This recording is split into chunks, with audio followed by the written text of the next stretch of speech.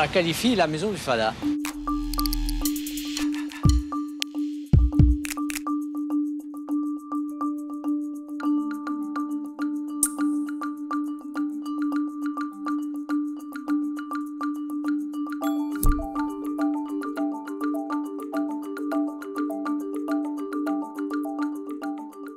Cette unité, c'est une cité-jardin verticale qui groupe 1600 personnes en un seul bloc d'habitation.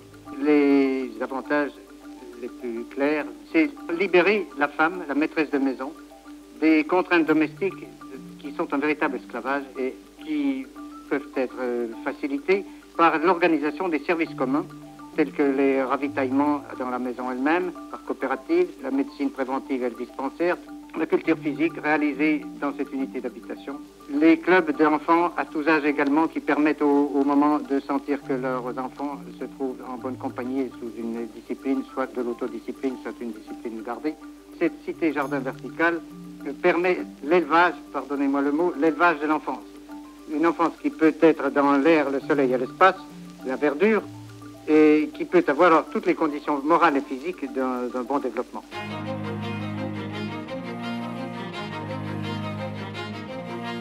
La liberté par l'ordre, c'est précisément en mettant chaque chose à sa place. Si vous groupez les 350 maisons les unes sur les autres, d'une certaine manière savante et bien ordonnée, vous arrivez à briser toutes les distances et à permettre la réalisation des fonctions qui constituent ce qu'on appelle la vie domestique. On ne sépare pas mieux les gens que de les mettre à étages différents, puis on les sépare entièrement par la technique de l'insonorisation parfaite, absolument intégrale. La manière de développer une famille, c'est d'avoir les 3 facteurs réclamés par la charte d'Athènes des Siam, soleil, espace, verdure.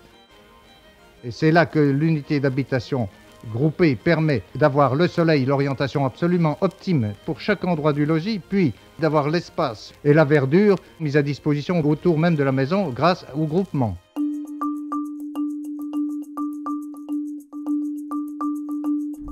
Le Corbusier, c'est un des plus mauvais architectes qui n'a jamais existé au monde.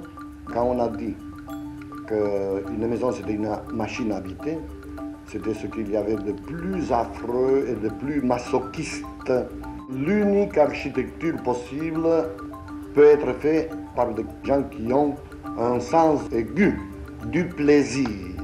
J'habite ici depuis 37 ans. Je suis la première habitante de cette maison et j'y vis toujours heureuse. Et pour moi, c'est toujours un émerveillement total. Ce qui frappe dans une rue de la cité, c'est sans doute le caractère insolite donné par l'obscurité et le silence.